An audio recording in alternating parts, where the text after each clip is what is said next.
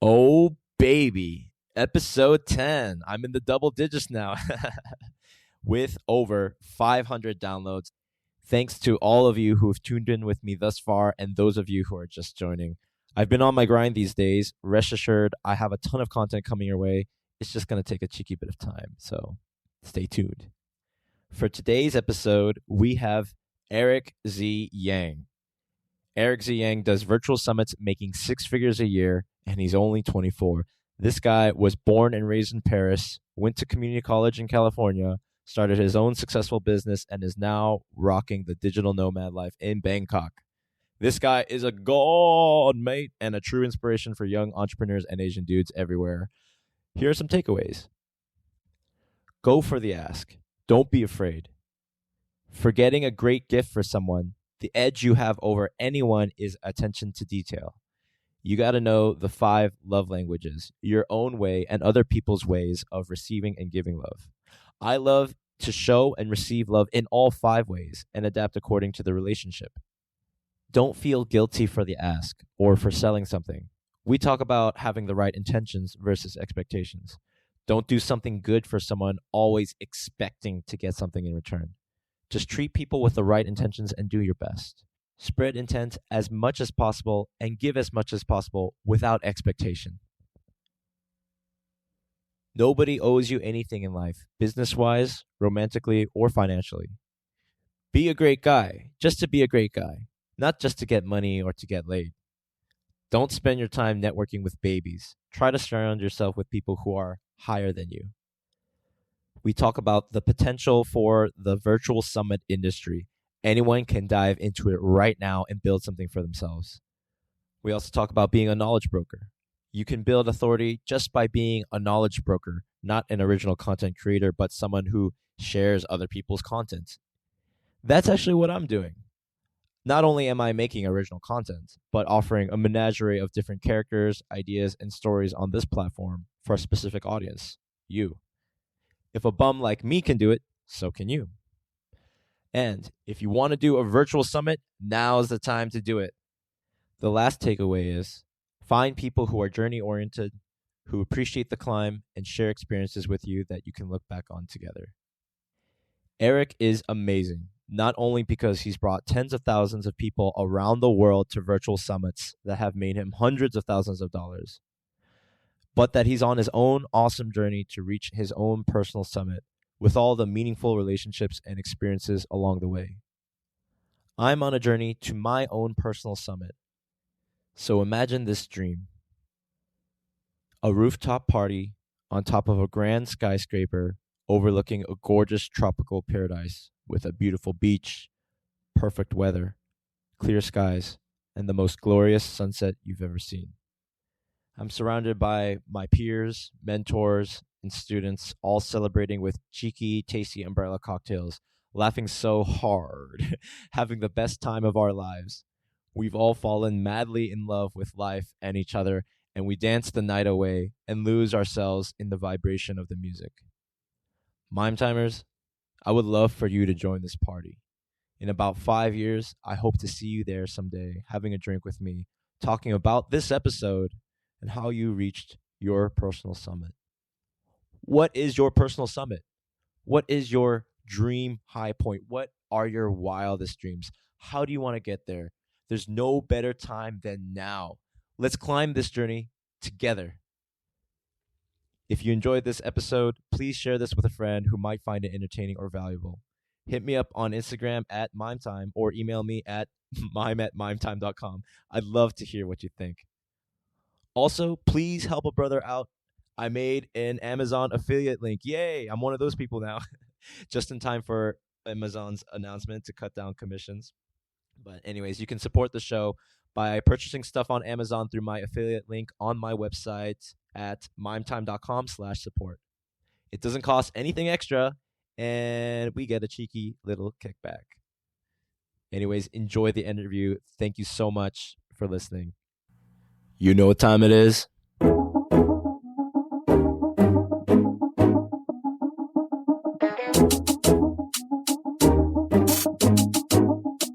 It's mime time. What's up, everybody? My name is Mime, and welcome to Mime Time. Today we have a very special guest, and I mean, all my guests are very special. We have Eric Z. Yang, a host of Virtual Summits. Hi, Eric. Where are you in the world right now? Hey man, thanks for having me. I'm in Bangkok right now. Yes. How's the weather there? The weather is good, man. It's hot, but now because of the coronavirus situation, like nobody's going out, so people are starting to freak out. But just staying home right now, getting self quarantine. I bought enough food to last 3 months, like legit, in my pantry right now. So it's all about staying home and working and staying home again. The more important question is, do you have enough toilet paper for 3 months? Dude, I think enough for like 6 months, man. That should be fine. Like people And in Asia, right? They use bidet, so we don't use that much like toilet. exactly, exactly. Very efficient. So you don't Yeah. really need all that much toilet paper. And worst case, man, you can go like Indian style if like last resort, like if that's like what's needed. Oh, baby, yes. So speaking of, Thailand and India, there's this theory with the coronavirus that it only will affect countries in more temperate climates because once the weather gets warmer, say, early summer, a lot of countries that have been affected, such as China or Korea or America, maybe America, like these, the virus will go away because that's what people have been saying. And because if you look at places like India or Thailand or Indonesia, Brazil, these are very warm countries with lots of people, arguably not with better healthcare systems than developed countries like Korea or, Switzerland or the Scandinavian countries, European countries. What do you think about that? Do you think there's credibility to this idea? Yeah, man. My theory is like half truth. But also like a lot of those people or countries that are in the southern hemisphere where it is summer right now, where it's really hot, like 100 degrees Fahrenheit or 30 and above Celsius. That is true. There's when we look at the Spanish flu, right? Like the Spanish flu, when it killed like 50 million people in 2 years, the first when it came out was during the winter time, so it wasn't as rough. So spring and summertime kind of like appease it, but whenever fall came back again, like this is where it quadrupled the effect because people thought it was gone, but it was in a minority. So just be careful about it because it is normal for things to cool down during hot times. But what if it's still around and it will be still around until fall, next fall, then it will be even more impactful when it comes to the speed of spread of this virus. So just be mindful of it. And the second part of the question is, yes, hotter countries right now, like they have less cases, but they also like people or countries are more corrupted. So they are not going to share as much information to their population. And I know that Thailand has not for a fact because they are literally the only country in Southeast Asia that is accepting Chinese tourists for the past 4 months, ever since the epidemic started. And the reason why they haven't declared a state of emergency is because a lot of the economy is based upon tourism. And if they can't say yes to Chinese tourists or Chinese import, the economy will take a toll. So the government right now is just saying like, hey, it's not a big deal. So the Thai people have no trust in government, so they've been prepping the way that the US and the European country have been prepping for the past couple of weeks. So, how have Thai people been treating you? Do you feel any discrimination from other Thai people looking Chinese and whatever? Well, first of all, man, I'm staying inside, so nobody knows what I'm doing, man. Self quarantine myself, and no, I mean, like Thai people are okay. It's not like in the US or Europe where some fights are happening or some people like destroying like some Chinese people, like which is so fucking dumb. Um, I've been okay. My friends have been okay. It's just like during those tough times, right? Especially with entrepreneurship, where a lot of like in-person conferences are closing, a lot of brick and mortars are closing. My dad has a restaurant. My mom is a director of the fashion school. So both my parents' business are closed right now. I'm lucky enough to have my business not only be based on the digital space, but in the event space online. So my business per se right now is like thriving more than ever. So that's like the silver lining. So, but I feel for the people who have families who work in the restaurant space, who work in the service space that can't work anymore, and the situation doesn't seem to be better. Like I know that you work in the entertainment industry, especially like the social gathering space. So I imagine that for you, man, things might be like even more difficult than most people, right? That's right. Stellar Antics Entertainment, Stellar Antics events. For the time being, we have ceased all events. Which is such a shame because at New Year's Eve we had like a couple thousand people at a really swanky hotel, and we just had so much fun. We had some real class acts perform, and I just had one of the best nights of my life hosting such a great event. It feels like a distant dream, but it was just a couple of months ago, pre-Corona scare, and yeah, a lot of travel plans, a lot of business plans. Like I wanted to fly to Taiwan earlier this month, just like last week, but my flight got canceled and Mm, Taiwanese government 14-day quarantine, yada yada yada. So I that's why I'm like, well, you know what, this is a really good time for me to invest in my podcast. mm. So there's so many directions we can go, but I want to get more into you, Eric. I would love for you to share where you grew up. I know you grew up in Paris, and are your parents there now? Both my parents are in Paris right now. Yes. Okay, so would you please give us a little background about yourself, Yeah. like where you grew up, and then how you got to this place? Yeah. I'm kind of like a weird mix, man. I'm like, I was born and raised in Paris, but raised by Chinese parents. I went to school in the US, and now I'm living in Southeast Asia, in Bangkok. And yeah, I'm basically like French. My passport is French. My culture is French. My education was French, but I did go to the US for school. And I took a gap here actually between high school and college where I backpacked and learned Spanish in South America, especially like Argentina for 4 months before going to college. And I always knew that I never wanted to graduate from school, but I did want to be around entrepreneurs. And when I thought about like, hey, where can I meet the brightest and best entrepreneurs in the world? That was like USA, like where in the USA is the best quality of life. Well, either New York or California. And I chose California because of the weather. And I actually went to a community college, man. I don't know if you're familiar with the US system, but a community college is a 2 year education, higher education pathway where instead of paying like 40, 50, 60,000 US dollars, you pay like five to $10,000 per semester. So much cheaper route. It's less prestigious than a 4 year degree, which is like what Harvard, UCLA, USC, or Stanford offer.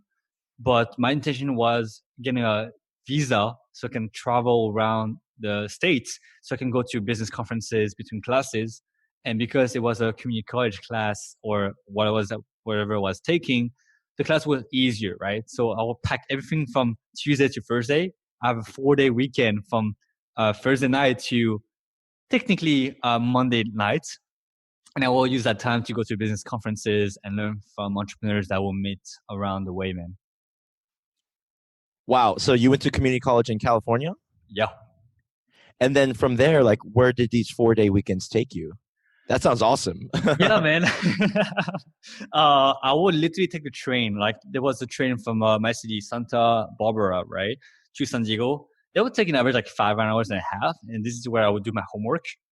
And I will go to like those business events, conferences, networking events, workshops. I would volunteer at events that I couldn't afford that were like priced at $1,000 tickets, and I would just negotiate deals with the event host where like, hey, if I work the registration for the first day and I work on the second day, can I have the third day for free and be able to network with people? And it was like, and most of the time they would say yes because people who host events they need manpower, right? Like you know this more than anyone else.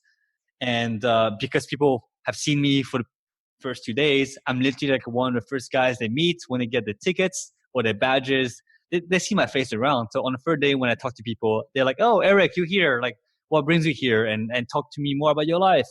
Because on the third day, like everyone's kind of tired of the content. They were just more forced focus on the networking, and I would just use my routine to practice like the lines being like studying from top podcasters and take it from theirs. I assume you would be the only the only Asian dude speaking with a French accent at most of these places. Am I correct? Not only that, but I was mostly like the only Asian dude, man. Like, Exactly. like I was always almost the only Asian. I was almost always the youngest one in the room by at least 5 years. And I was, yeah, man, it was like just an interesting mixture, man, for sure. Dude, that is awesome. I'm just so thankful to Chris Kim of Badass Asian Dudes. One another shout out to him because in his episode he said, if you're a young dude who wants to be an entrepreneur that doesn't know where to start, then you have to listen to this. So at that time, what was going? How old were you like when you were going through these conferences? I Like was 19, 20? 19. I came to the US. I was like 18. Dropped out when I was 20. Okay. And were you pretty confident in like what you were doing? You're like, okay, on the weekend, these 4 day weekends, I'm gonna go and network with people, learn as much as I can. Like, were you pretty gung ho about it, or were you kind of like, oh, I'm not sure what I'm doing, but I hope it works out? What was like your mental, emotional headspace back then? Dude, hell no. I was like the weirdest kid. I was like, honestly, like looking back, dude, I was so not confident that I had issues asking for the check when I was eating by myself because I didn't want to borrow the waiter, right? Like that was like how unconfident I was like coming to the US. Like I would literally sit on my table for like 10 minutes until like someone asked me if I want to have the check. Like because you know like How was your English when you first went? Like, did you speak much at all no, before you went? it was fairly good, like enough to ask for the check at least, like like that's for sure. Um, but I had to learn everything, man. I was a social awkward kid in high school. I had a lot of friends, but I would characterize this more as being a social surfer. Like I was friends with everyone in different like groups, like the cool kids, the nerdy kids, the sport kids, people who like play music, right? But I was never in a group, right? I was the guy who was like a +1 or +2 extra, and I would just surf around those groups. So I was like, I knew how to navigate some conversation, but I always felt awkward, and I never talked much during conversations. So everything that you see now, like I interview like over 200 people. I host conferences now. I, I went through like bootcamp, all of that kind of things. Like I built this Eric. I like and it came from far, far away, man. It was like far, far away. Trust me.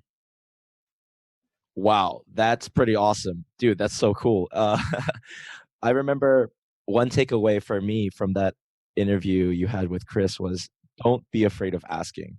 Mm, And so I listened to this episode with that you had, and I was like, wow, this is so inspiring. And there was one thing that I noticed in that interview, which is that you mentioned you were able to connect with Jordan Harbinger, who mm, back in the day hosted The Art of Charm.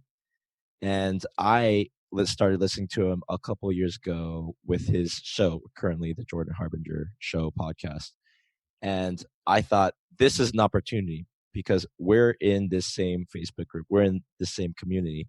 And, I could, I see you in the Facebook group and I can just reach out to you and connect and say, hi, I'm going to Jordan Harbinger's 40th birthday. I want to get him a birthday present. What would you recommend since I know that you connected with him?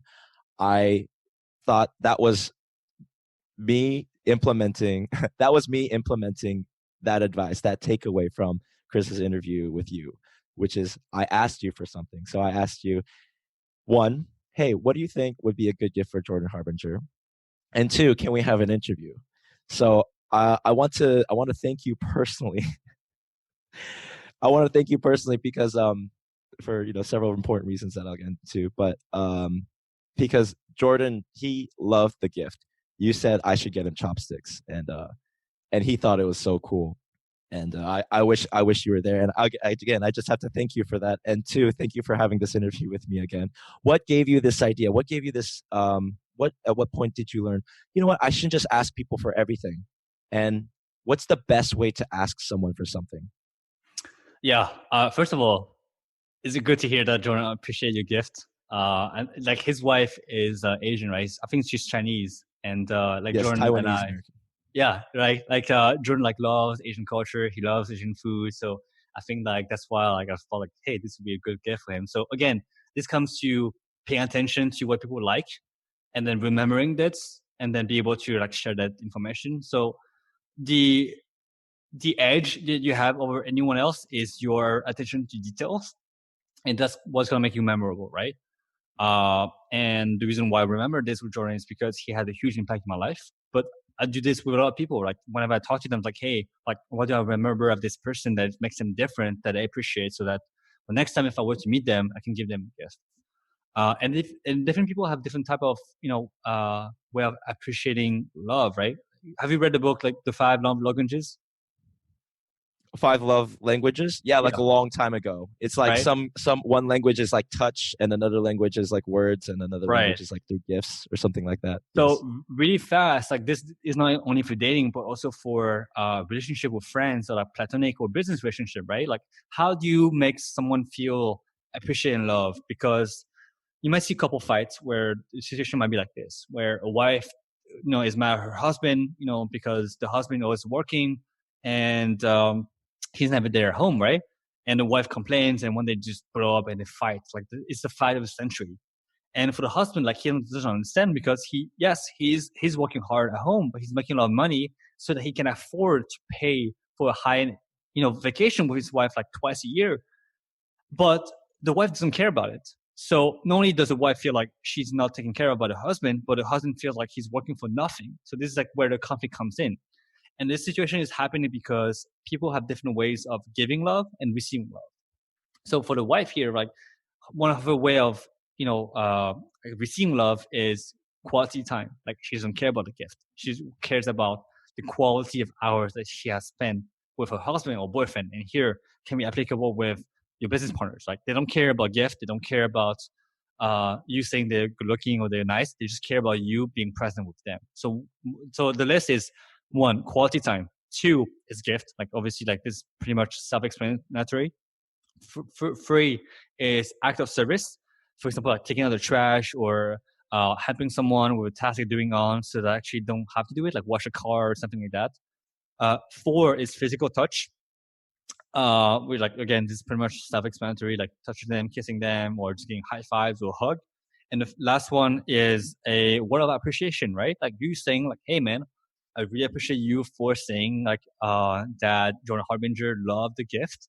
And if that makes him feel like, like that's something that he loves, then I appreciate you saying that back to me. So those are like the ways that I use actually when I network. Like I try to figure out like what is their love language when I build like long-term relationships, so that I can know the best way to actually connect with them, because that is applicable for business. Like when I want to close a business deal, like is their love language a gift, or is it me saying, hey man, thank you for taking the time to spend an hour with me because I know your time is valuable. So this like, again, like depends on how you want to move things forward. So I use that trick. It's not a trick. This strategy to bond with people, and this can be used for business and dating as well. Learning this stuff, like say reading the five love languages, or finding ways to create genuine connections with people, long-term connections, and trying to provide real value. Has there ever been like a voice in your mind, like some kind of conscientious thought is like, you're just doing this to take advantage of other people, you don't do this because you care, blah blah, this is all like marketing deception? Do you ever feel that way sometimes? Because 100. sometimes I felt like that way, like promoting people, telling people come to the club. Well, I'm getting something out of it, so like I feel guilty telling people to come to my party. Like, can you please come to my party? It'll be fun. Like I'll get you on the guest list for free. And Yeah. sometimes there's a part of me that feels like I'm not worthy to Yeah. invite people to a party, when really like it's giving them so much value. Do you know what this Yeah. feels like? Dude, 100%. And here's a trick, man. I think you will appreciate this a lot. There's a difference between intent and expectations. Intent Your and expectations. right? Your intent when you invite them is cool. You can build a relationship, right? Like, hey, cool. I'm inviting them to my club for selfish reasons. I want to build my network. I want to, basically get paid because I'm a club promoter. That's what I'm paid to do. And I want them to have a good time, right? But expectation is like, hey, because of this, then I expect this from them. And intent is what you control. Expectation is what you want someone to do because of your selfish acts. So you can basically give as much intent as possible. Like, hey, I want to selfishly have them in my club, but I have no expectation from my action. So that even if they don't give me what I need, they still had a good time because my intent was here to serve them at the end of the day. That's great. When would you say you kind of figured that out? Because I mean, you just formulated it so eloquently just now. I'm sure it took you some time to figure that out. Was it in your early 20s? Was it when you started your first virtual summit? No, literally right now, man. I just thought about it right now. Like seriously, man. Like like literally right now. But you know, like this this concept right now, internal expectation, like literally like right now. But like internally, like that's something I've been applying. Like when I do something for someone, cool, I have selfish expectation. But if I depend on this expectation to actually happen and they don't happen, then resentment is gonna happen. But they didn't do anything wrong, right? So the thing that you can do the most is spread your intent as much as possible and have no expectation. Give without expectation. And this is what it all comes down to. And when you do it from a place of abundance, you're going to attract a lot of things in your life that are going to be helpful for you, but you just don't know how. You just need to play a number game. Play a numbers game. Yeah, put out that positive intent. Give out a lot of value. So actually, a great framework for that is dating, man. Intent and expectation. Like guys, like when this is like the nice guy syndrome, right? Intent and expectation, right? Because I'm nice to you, because I'm paying for dinner, because I pick you up, because I give you like amazing dates, they expect the sex at the end of it, right? But no, like nobody should owe you anything because of what you did. It should happen because you're a great guy, not because of the expectation at the end. Like be a great guy, but don't expect anything. And this is what the nice guy like thing is like, oh, cool. Like, why is this girl like so douchey to me? I spend so much money and time to her. Like, I should be the only one that should be here to make her happy, right? But no, your expectation was wrong. Nobody owes you anything in life, business wise, romantically, or financially, right? Like, do you intend be a great guy, but don't expect anything in return because that's not for you to decide what they want to do from your act. And some people might take advantage of you, and that's fine. Just know how to spot those people, but don't have any expectation. Otherwise, you're gonna fall from pretty high, and you're gonna live a miserable life. Man, that's great. I wish I wish someone had told me that when I was like, I don't know, 16 or 18 or 19. And I was just trying to be a nice guy, and I got friend zoned, and I had like a whole victimhood complex. I mean, in general in life, I was like pretty depressed and self-loathing. Actually, let me piggyback on that, man. There's nothing better than being friend zoned by a hot girl. Because if you're friend zoned by a hot girl, right, then all the expectation are gone. The sexual tension is gone. You can just be a friend with her. And guess what? This hot girl, nice girl, the genuine girl that you like, is going to have other girls that are just like her. So through her, you're going to meet a lot more people. And it's like why you apply the super connector mindset where, cool, you don't need to close this deal by now. But because you know this person that has a big network, if you are just adding value, your intent is here to make her or him happy, then he or her is going to introduce you to his or her network. And then from this one connection, you can have 10 potential connections.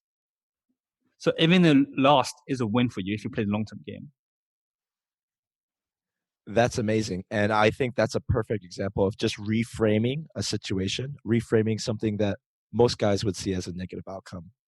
Because, you know, to get friend zoned by a girl or like, you know, just rejected by a girl that you really like, the perfect thing to do or the perfect thing to take in order to take action, the next step be like, oh, you know, you don't want to sleep with me, you're not interested in me. All right, well, that's cool. Let's just hang out and be cool. And then just learn that, and then just next, because to dwell on the negative outcome, oh, you had this expectation, you're gonna fall in love and get married and have kids, blah blah blah blah blah. You know, like I would be crazy with like my thoughts and my expectations like that when like I was so out of her league or whatever. And looking back, I just can't help but laugh at myself. And I'm just like, you know what? Like I could have made a choice, but at that time I didn't. I could have made a choice to instead of just dwell on it negatively, to really be like, what can I gain or learn from this situation? Okay, well, I'll just be friends with this girl, and see what the most I can make out of it. Not to like exploit her or whatever, but I wish now like I understand these things a lot more. And so I hope other guys who are listening or watching to this will be able to jumpstart that much sooner than I did. Mm. And oh And yes, would you like to say not something? only that, man, but like again, intent, right? Like your intent is cool. You like her because she's a great girl, right? She doesn't want to date you. That's fine. Yeah. Expectation. But I'm not saying it's gonna happen all the time. But once that girl realizes that you are really popular with her friends, then she's gonna be like, huh, what does all my friends like this guy that I rejected? It's like, what's going on here? And then she might be like going back to you, but don't expect it to happen, right? Just focus on yourself, be a great guy, be the guy that, adds life to the group. And that's like a whole different conversation on how to do that. But when you come from a place of abundance and making people's life better, then your life is going to be better in general because people just like hanging out around you because of you, not because again of what people have to exploit or whatever people have to gain. But life is just so much more enjoyable once you don't have any expectation, right? Have your standards high, work your way up, but be satisfied with what you have and a journey of getting to that place that you want to be at. But always be grateful for what you have and be able to just work from there. Dude, that is awesome. And going back to your personal journey, okay, so you're in community college and you have these long weekends where you're going to these conferences and summits and whatever. At what point did you realize, yo, this internet thing is awesome? They're gonna have conferences on the internets. How did you first get started into doing a virtual summit, and what is a virtual summit? Cool, man. Actually, my first business, man, my first six-figure business was hosting in-person conferences. So I went to 50 plus in-person conferences in 2 years. And I realized that I was always almost the youngest one in the room.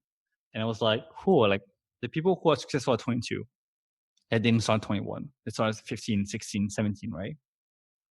And I was wondering, like, where the hell are those guys? And those guys are not at school. Those guys are just busy working and being at high level events. So I realized not only was I at the wrong place, aka school, because people who say school is a great place to network, I was like, yes, it's a great place for you to network with future people who might have the potential to be business people, but that would take them 10 years. It's literally networking with babies, right? You don't want to network with people who are not there yet. You want to network with people who are on the same path. Like if you want to learn how to play soccer or football, go to a football club. Don't network at school and hope that one day these people will become like football players, right? That makes no sense. Go to places where people are already, where you want to be, basically expand that network. So I couldn't find the space, right? I couldn't find the events I wanted to attend, so I built that event. I made six figure, but I barely broke even. I even lost money. It was like renting a venue for $15,000 was like out of my fucking mind. And I just basically had one of my friend, and it's all about the red pill, right? Like just being able to see it. Now you can realize like you can do it too. And for me, like when that realization came is like I was like 19 and this guy was 21 and he was a dropout and he built like a seven-figure business at 21. It's like, how the hell did you do that, man? How the hell did you go from like nobody to having seven-figure business?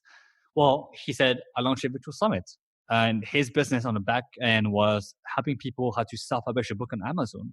And I was like, cool, all these results. Well, our email list was like 5,000 before, but went from 5,000 to 30,000. I was like, holy shit. And how did I do that? Well, I just learned by myself. And I was like, cool, well, can I learn from you? And it's like, no. I was like, what do you mean no? It's like, I don't have time, right? So, okay, cool, no worries.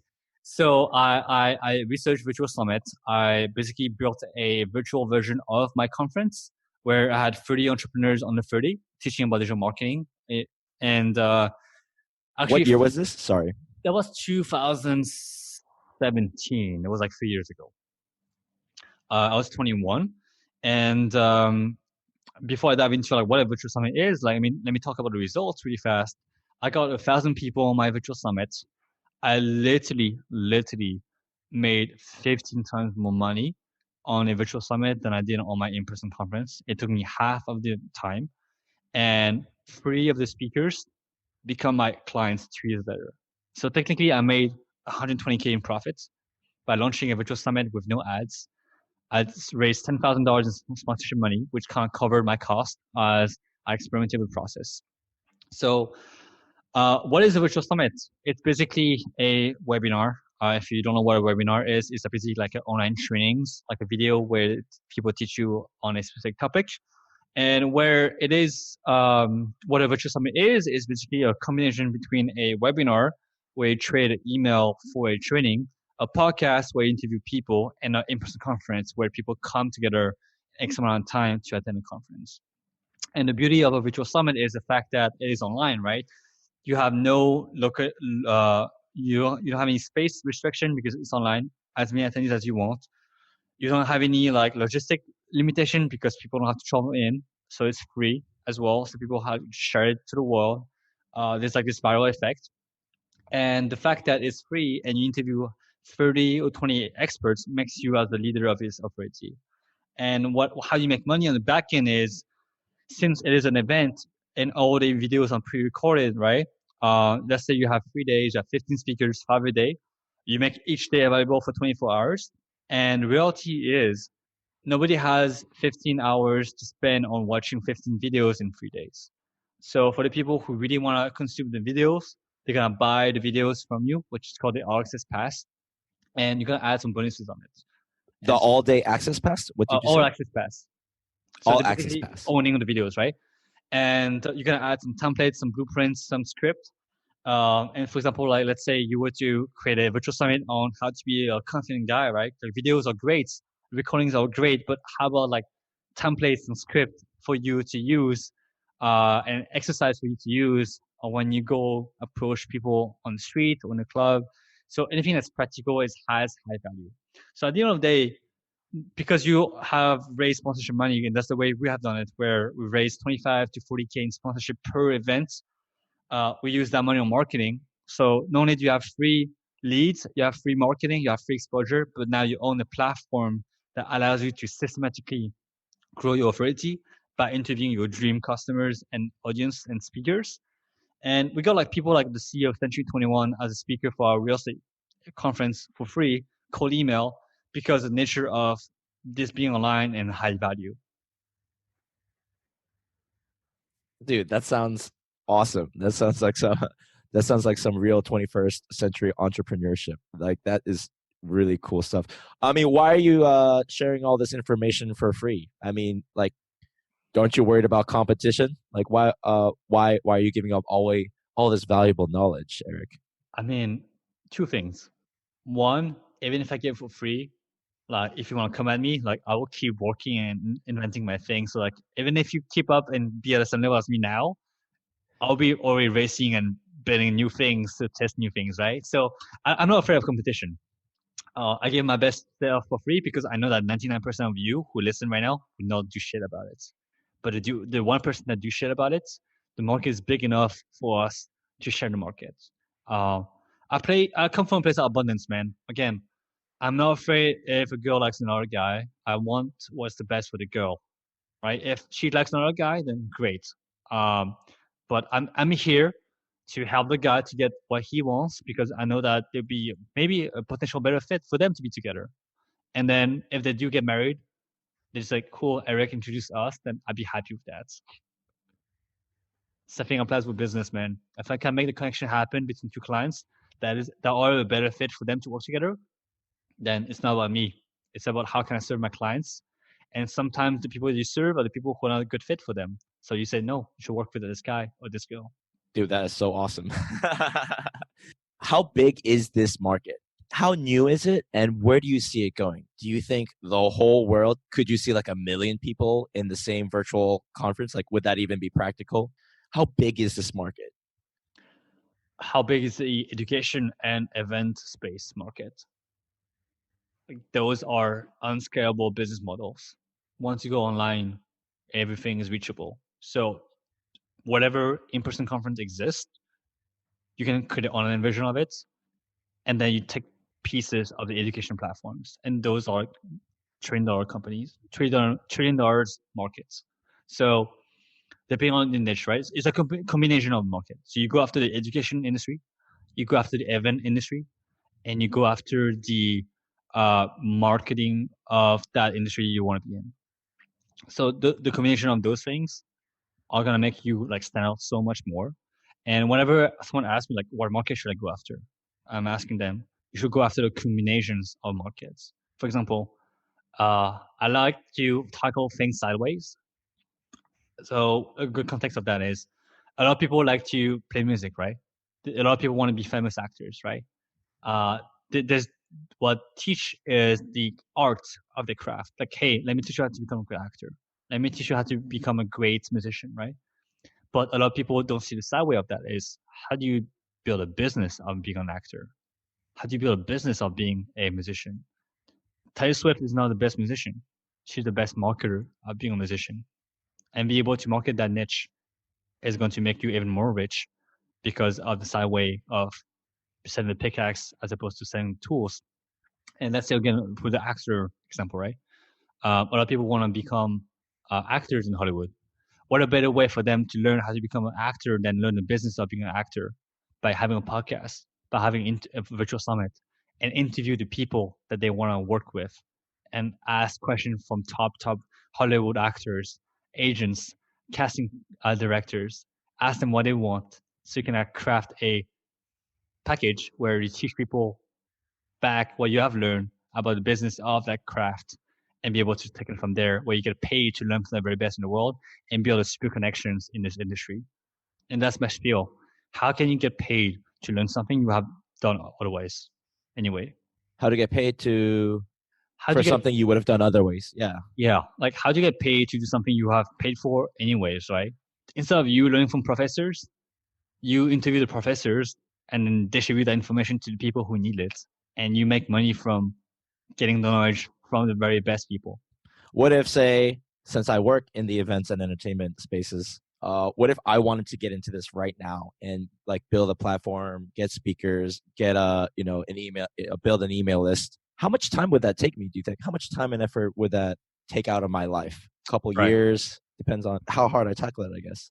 So there's three ways, right? I see for you to become what I call a knowledge broker. So you don't have to be an expert. You just have to be Knowledge the one. broker. Yeah. Have you heard of this before? No, it's my first time. Cool. So a knowledge broker is basically what it is, right? You're the one who gets the knowledge and you distribute the knowledge.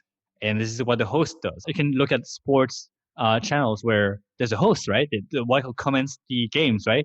They're the one who plays the game. They're the one who comments the games. But everyone thinks they're the one who the expert, even though like 99% of the time we disagree with them because they suck. But the perceived value of them being an expert is there. And that's the same thing when you're a knowledge broker. That's what Tim Ferriss built as an asset. That's what Oprah did. They don't share original content. They share other people's content.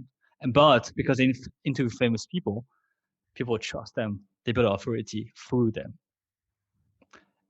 So this is the most powerful people in the industry. They are media companies. They are knowledge brokers, not original content creators. So how do you do that, right? You have three ways I've seen: video, audio, text. So text, it's through a book. You can self-publish a book. You can interview people. And that's what Tim Ferriss did, right? He interviewed 30, 40, 50 guests, and he published a book on Amazon called Tools of Talents or Tribe of Mentors.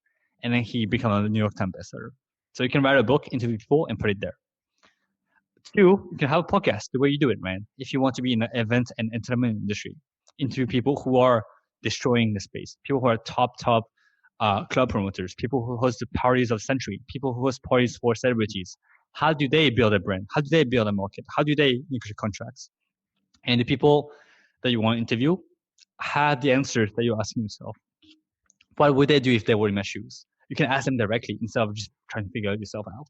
Because if they have done it, then they can teach it to you. And if they have built something that you want to build, who better ask than the person itself, right? So that's like a podcast. And then virtual summit is next level where it combines the podcast and a book where not only can you interview people, not only can you build your authority, not only can you build a brand around it, but you get paid to do it, where you can sell the recordings to people because you get the email list, you get the sponsorship, you get the content, you get the influence, and you own a platform that allows you to do it over and over again. Because the limitation of a book and a podcast is this: a book, You publish it one time, people might not see it. It's hard to advertise a book now, but still, nevertheless, if people find you, they have a book, then cool. You have a offer depositioning tool, which is great. But podcast is you have to be consistent with it, right? If you publish once a week, you have to publish once a week. If you stop for 2 months for like a hiatus, then people will go elsewhere. Well, Virtual Summit has a start date, has an end date. If you don't want to do it anymore, you can stop it. If you want to relaunch it next week, you can. So this luxury of being able to impose a timeline is really huge for people who want to be able to focus on a project. Whereas a podcast, you have to be consistent with it. So those are the three ways I would recommend you doing. Regardless of the space you're in, like how can you learn from people who have the solution that you want to have, and how can you build a lifestyle that is similar to theirs? Like who better ask than people themselves? How many different fields or industries have you done a virtual summit in? I've done 12 plus industries. Could you give me a few of them? Yeah, so I started with millennial entrepreneurship, which is like my first summit. The 30 entrepreneurs under 30 who build online businesses. I did Airbnb, like how to do an Airbnb business without owning a house, because I was interested in real estate. I did crypto. It was hot. I was interested in investing. So I did a crypto summit and I interviewed billionaires and CEOs of these companies. I did how to build influence within the corporate world. I did real estate. I did agencies because I have now agencies. So I interview like people who have like built 8-figure agencies. And what else? I did PR. I did digital marketing, and I did designpreneurs, people who are again teaching the business of being a web designer as opposed to how to design a website. So those are some events I've done. That's great. Is there a particular industry like crypto? I mean, that's interesting. I'm into crypto myself, and the markets have been going kind of down these days. Yeah. But when I heard, you were doing like crypto virtual summit, I'm like, wow, that is real. I mean, again, that's really 21st century stuff, digital summit, but with crypto. And you know what, man? I wish I participated in one of those. For that Yes. summit, we had 0 emails, right? But we raised $75,000 for that summit on sponsorship. So it all comes down to positioning, right? So I mean, we were lucky that the crypto was hot, but even though like $75,000 from a 0 email list and nobody knew who the fuck I was, they still gave us like the money because invested in the brain of it, and because Virtual Summit is so interesting to them. I think your other question was like, what kind of summits would you think would be really hot next, right? Like, what are my list of people that would be really interesting? So, I have 5 in my mind. And if you guys want to do it, then I think it'd be really profitable. One is going back to the basics of what I said earlier. There's the art of something, and there's the business of the art. Musician, actors, painters, people who are artists, but they suck at the business of being an artist. So that's one. 2 is chatbots, like Messenger, Facebook Messenger summit would be really interesting. Marketers are using this like more like conversation summit, like SMS and chatbots. 3 would be esports. Esports is huge. It's a billion-dollar company in this billion-dollar industry. Is growing more and more. And if you have the esports where you go after B2B businesses, you can get a lot of sponsorship money, because now more than ever, people are playing video games because they're stuck at home. So they're looking and watching this. For 4th will be digital marketing trends. Like right now, what is hot is YouTube for entrepreneurs. So I'll create like a YouTube virtual summit for entrepreneurs. And a 5th one that I'm looking at is something I'm selfishly interested in, man, is Twitch, like live streaming. Ooh, Twitch. Mm-hmm. Right, like how to become a Twitch professional and how to master the art of entertaining people on live stream. So that's something interesting to me. So a chatbot virtual summit, like a virtual summit for like programmers who are making chatbots. Automation funnels on marketing, right? So something now that's been training is automation funnels. Automation funnels that are message based. Like on the website, sometimes you can like talk to a chatbot, right? That gives you like the information you need, like running marketing campaigns to those people. How do you do the marketing for something like this? Is it? I mean, you mentioned that you had your crypto summit, raised 75K, no email list. How does the marketing for all these things happen? Is it just people just naturally proliferate themselves organically? What's been your most successful case? That can happen, but whatever source of traffic that is organic is unreliable, meaning that you don't know when it's going to tank. So the best and most reliable source of traffic is paid traffic because for every dollar you invest, how much you get back. So what we do Sorry, is page what? paid traffic, or you pay Paid money. traffic, Yeah. So Facebook ads, LinkedIn ads, Facebook ads, LinkedIn Instagram ads. ads, Okay. right? You pay per click as well. If you have people who have email list, that's something you can invest in. So paid online ads, digital ads such as Facebook, Instagram, LinkedIn ads. Okay. Yep. Is are there certain industries or fields where like Facebook is more profitable than say Instagram? So Instagram is the cheapest. LinkedIn is the most expensive one. But Instagram is like cast a wide net because you don't know who is watching and people don't have the consumer mindset of it.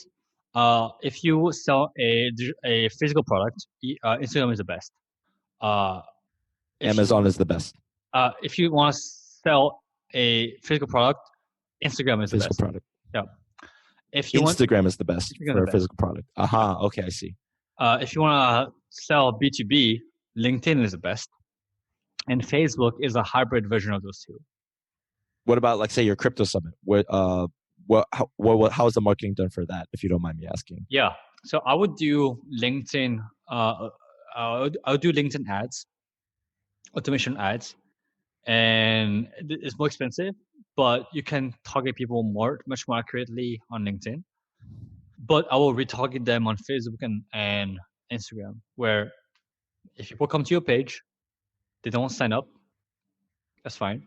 You're not gonna spend money to get them back on the page. What you're gonna do is you're gonna remind them of the conference on Facebook and Instagram. Like, have you ever went on a website and once you click on a website, you don't do anything, but you keep seeing this website over and over again? Yes. That's what's called retargeting, right? So you click on a website, they track you where you are, and they're gonna push their ads to your Facebook and Instagram for multiple weeks. And in average, it takes between like 7 to 10 exposure for them to get back. But those are the cheapest uh, advertisement tools because if people will click on the ads and went to websites, then more likely than not, they're already interested. So they are the ones that are actually are the cheapest customers.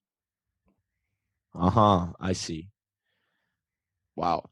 So what about VR, virtual reality summits? Do you see that as maybe the next stage of this? Like people like putting on goggles or something and then just looking around like in a virtual space? Like where do you see that going? Potentially, but how many people do you know that have a VR set? Not many, not yet. Right. So my take on that is when a lot of people have VR sets, like the way they have a phone on their pocket, then that's the time to explore. Right now, the investment for even creating a room for that is like huge, right? Right. I would just stick to the basics and build a brand that allows you to leverage that so that when the time comes, you have tens of thousands of people who listen to you who would then have a headset and be able to do a virtual conference on that. That'd be great. That's cool. So virtual summits, doing online conferences. How has this business model been working in this new Corona world, 2020 so far? Like, what was there a moment when you were seeing the news and seeing this outbreak of this global pandemic, and like the news cycle, like talking about everyone's talking about it? Has there been a moment where you're like, oh my goodness, this is a time to make so much money in this space? How has this past couple of months been for you in terms of Corona? I don't sleep much, man. I literally get like dozens of messages per day. I have like 6 hours of phone calls per day. I wake up at 6 a.m. and I have calls until like 12 p.m. Right, and it's tough, man. Schools are closed, in-person conferences are closed. People have no outlet to educate their customers. Customers are just sitting at home online. They want to learn. They want to explore like what's up for their people. And if you want to do a virtual summit, now is the time for you to do it. The market's so ready. People are spending like 24 hours at their home doing nothing. And what a better time for them to learn about business than now, because if they can't work, they can't earn income. So if they have to learn how to make money online now, right? So if you have or want to learn how to make money online, like what a better way for you to learn that than interview people who actually do what you want to do and be able to get paid to distribute this information for these people. And you might be thinking like, cool, well, Eric, I'm no expert. Like, how can I do that? Well, again, you're not the one who is teaching. You're the one who's interviewing it. you're the one who's asking the question, right? The way that man right now is asking me a question about virtual summit. He doesn't know how to do virtual summit, but he distributes information about virtual summit because I'm the one who's sharing it. But he benefits from the exposure of me sharing the knowledge so that he can share it back to you guys. Yeah, that was pretty meta. Yeah, I like that a lot. And I want to be completely frank with everyone. Like, I don't think I'm fooling anybody. Looking nice and wearing a sharp bow tie. I'm just I just look like this because I want to for several reasons. But I really want to hammer it on this show that like I'm just a regular dude, and I'm just trying to make things. I'm a regular dude, but I'm really trying to live to better myself and to become the best version of myself every day. And I'm always telling myself, I have a new affirmation. I have like 5 or 6 affirmations that I tell myself every morning when I wake up and before I go to bed. And one of those affirmations is like, I am becoming the best version of myself every day. And I really believe that. And I want to, like really ingrain that into like my heart, mind, body, and soul. And I'm just like a regular dude who had a rough dysfunctional upbringing, and I want to help other people where it's okay. Like I'm just a bum, right? That's kind of what that's kind of like what I want to say to people. Like I'm just a bum enjoying life, trying to make the most out of life. And so if a bum like me can do cool things and interview accomplished entrepreneurs like Eric Yang, who's doing cool stuff, can meet cool people, learn how to be cool, learn how to provide value, then man, if a bum like me can do it, then anybody can do it. So like that's for me, that's the value that I want to provide. I want to Like I piggyback don't on need to be that. the yes. On the last fall, man, is the fact that now more than ever, people don't want to learn from super uber successful people. Because the super uber successful people, they don't know what it's like to be like a normal person. People now more than ever, they want to learn from someone who's just 1 or 2 steps ahead of them. It's time for micro influencers to rise. People don't listen to media. They don't listen to schools. They don't listen to teachers who teach about business when they have never built a business. They learn from their friends, people who are huge years older than them, people who are just a few steps ahead of them. And those are the people who are going to look for platforms, right?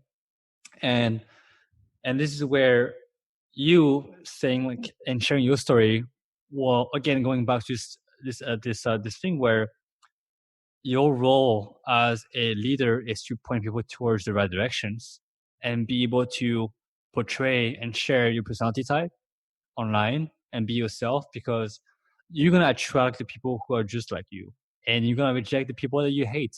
And this is going to be amazingly good. But the one thing you have to be is 100% yourself. And if you're polarizing, then great. The worst thing that you can do in business and in life, or even more if when you're a host of something, is have vanilla opinions. You need to stand for something. And when you stand for something, you need to go against something. And you're going to go against that tribe of people who are going to hate you, but you're going to gain a lot of people who are people who believe what you stand for. And those are going to be your super fans. Because when you have super fans, what's going to happen is you're going to have super haters. But having haters is the first signs of you having super fans, because you don't even defend yourself. Your super fans will defend you because they know where you're coming from and what you meant. Do you have super haters? Do you even have haters? I mean, this is my first time like interacting with you, like face to face virtually. You got haters? Like what? Okay, what do people? How do people criticize you? Because I can't. I mean, I just listened to this interview. Like I'm in love with this guy. I'm in love with you, Eric. This is my first time meeting. I know this is so sudden, but I mean, how can anyone like hate you? Or I mean, maybe they have some criticisms. But is it really hate, or is it just kind of like a skepticism? Like, oh, I really don't know if this virtual summit. I swear. So that's who I am. I don't swear swear for the sake of swearing, but I swear. Oh. My podcast is literally called "Fuck College," right? So when you come from there, who are gonna hate me? Well, Asian moms, right? Asian dads who believe that paying $50K for education are great, and that's a whole uncharted territory, right? We can dive into it, but what I stand for is people should be self-educated. I don't think that 99% of you should go for higher education. And that's what I'm going against. And I'm going to have a lot of hates from Karen, from Sylvie, who are American, who want their kids to go to college and get into debt. And when I shared my podcast cover, like a lot of people said, "Cool, this is a really cool concept, but you don't have my approval because you swear, or you don't have my approval because people should go to college and have a degree."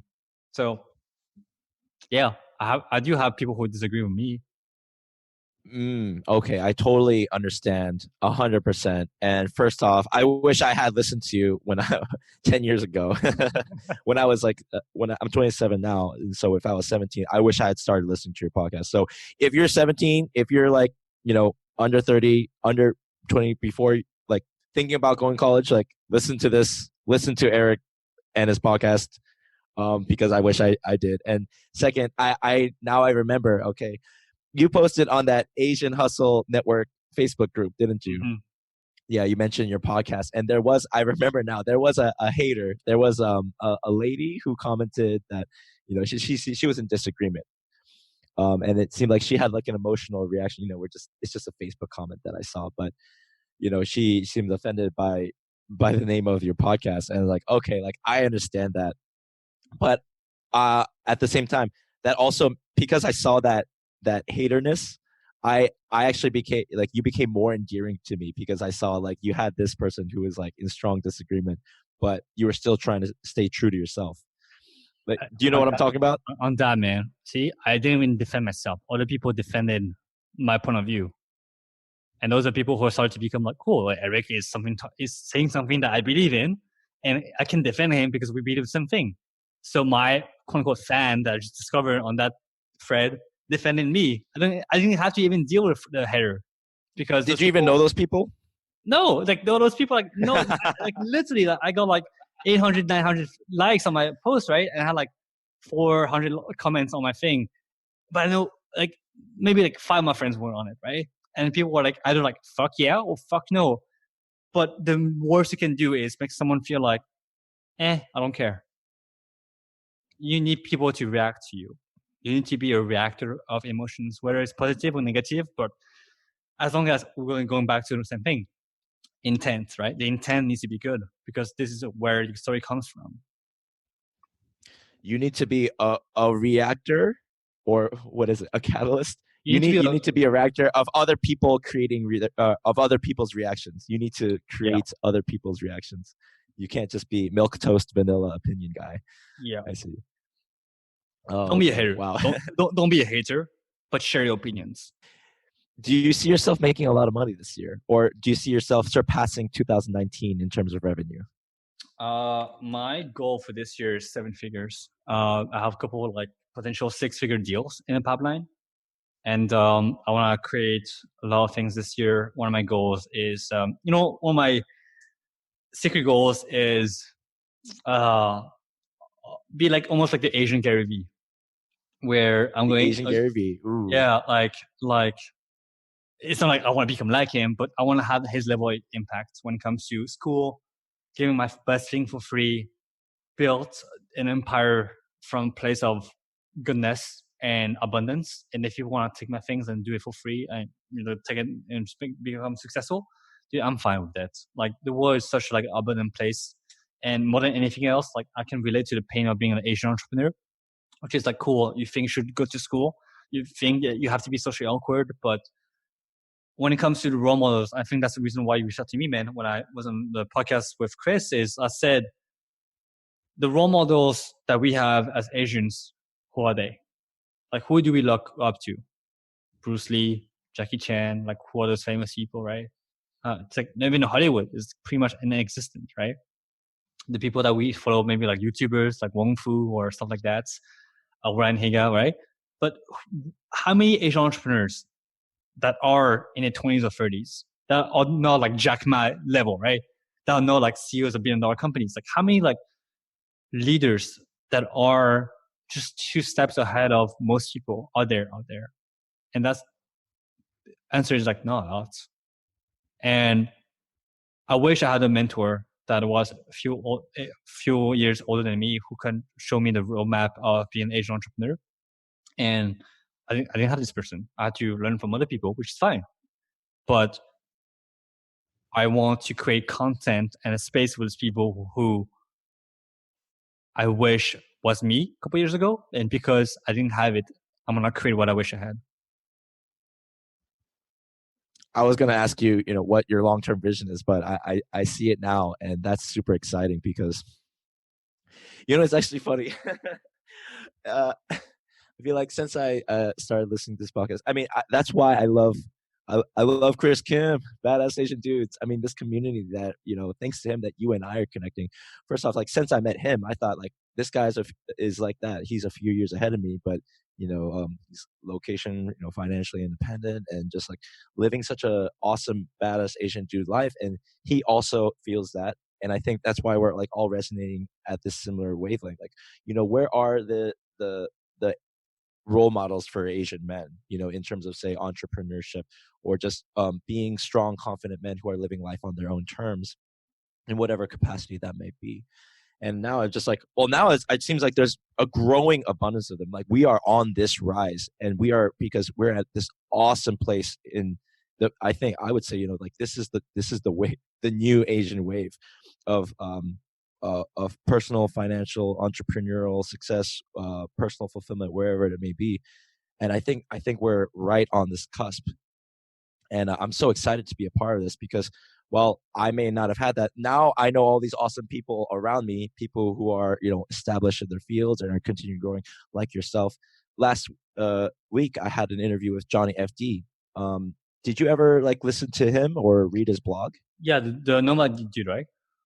Yes, yes, Yeah. one of the first digital nomads, and he's like, and he's an Asian dude, but like I actually didn't know anything about him until Chris's interview. I'm like, whoa, and actually there have been some gentlemen, some people who have been some Asian, older Asian brothers who have been around, but I just didn't know. But now it seems like I don't know, maybe it's just because we've been starving for it for so long that now it's just kind of finally coming around. I'm really excited to be a part of this, and I'm really proud and happy to be part of these different communities like Badass Asian Dudes and Asian Hustle Network.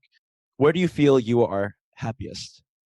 Is it in Bangkok? Is it in France? Doesn't matter where you are in the world. Um, I had for a long time this syndrome of being well surrounded but feeling lonely. I crave for deep existential connections, and I learned how to navigate um, the emotions of being okay to be alone, but also understanding how to appreciate and love myself while being surrounded by good people. Like I will finish with this story for this podcast. Is when I was in college, I trained for the marathon, and this marathon was like one of my bucket lists for the year. And I never run more than 5K ever before, right? But I run for New York Marathon, and I asked my friends in college, like, hey, like who wants to do this marathon with me? And a lot of people said, oh, I have a knee issue. I can't run. My foot is flat, whatever, right? So they come with like a gazillions of excuses. So it's like, cool. I'm gonna train for myself, and every day I will run after school, 5, 10, eventually 12, 15, 20K, right? Out of the 42 kilometers you have to run. And when the actual day of the marathon happened, I was gonna be like, the mindset was, I'm gonna do it, even if my legs are destroyed. I'm gonna just crawl my way to the finish line, right? And it was almost like to prove someone like, hey, I can do it. Like you guys didn't believe that I could. It's not they didn't believe that I could do it, but it's like I just want to prove myself I can do it, right? And reality is, after like 4 hours and a half of running, I was like 2 miles away from, or 2 kilometers away from the finish line, and started to become really, really sad. And as I got closer to the finish line, I got even more sadder because the whole pain of me running every day for 19 months was about to end. And when I legit crossed the finish line, I was like crying, and not because of happiness, actually of sadness. And I'd never felt more empty in my life than this moment, because not only there was nobody waiting for me on the finish line, but I didn't share the journey of getting there to this finish line with anyone that I care about. It was a lonely journey from A to Z. I did get a medal, which is like what you think gonna pursue, which is the finish line. But I realized that in my life, what if you run this marathon of, oh, you want to build a 7 or 8 figure business, and you do get it, you get a medal around your neck, which is maybe your bank account, and then you realize like, cool, you feel even more empty now, right? And what I wish in during that moment was I wish I had friends who said yes to training together, to running together, to supporting each other, climbing the summit to the top. It's not about the journey. It's not about the journey to the destination. It's about the journey of making it happen with people you care about. So if I had to give a takeaway of 24 years of my experience when it comes to building a business or even being someone, is find people who are journey oriented, people who appreciate the climb, people who understand the need to be with someone and share an experience, so that 20 years from now, when you do make it, when you do have your 7, 8, 9-figure businesses, when you are literally sitting on the top of the summit, being able to reflect around a cocktail or its fireplace, be like, hey, do you remember when we were 20, when we had nothing and we were afraid of everything to happen? And then you're like, yeah, that was like where we started. And then look at what we built ever since, and be able to share the stories of how you did it together. And you realize that the friends that you have today are the friends that with whom you share a mission with, that with who you share a passion with, that you share with a journey with. And the same people that you supported are now literally sitting on top of their respective industries, and be able to just like help the world to become a better place, from a place of, once again, abundance, but also because the journey of getting there was the most fulfilling part. So this is like my advice to those entrepreneurs who want to make it. I would say, do good. You know where you want to go, but you know who you want to do it with. And that's something else I would like highly encourage you to think of. Wow, Eric. Thank you so much for this time, man. I think that will be the perfect end to a very, very fruitful conversation. Thank you so much for this time. And dude, I wish you the best 2020. And I hope that you are surrounded, and that anyone who's paying attention to this is also surrounded with people that they care about on the rise to their virtual or real summit. And that, we just, maybe in 5 or 10 years, we're just all partying on a real summit together. Yeah. Thanks for having me. Telling stories like this. Thank you so much, Eric. Thank you, Mom Timers. Thank you, everyone. Take care and stay safe. Peace.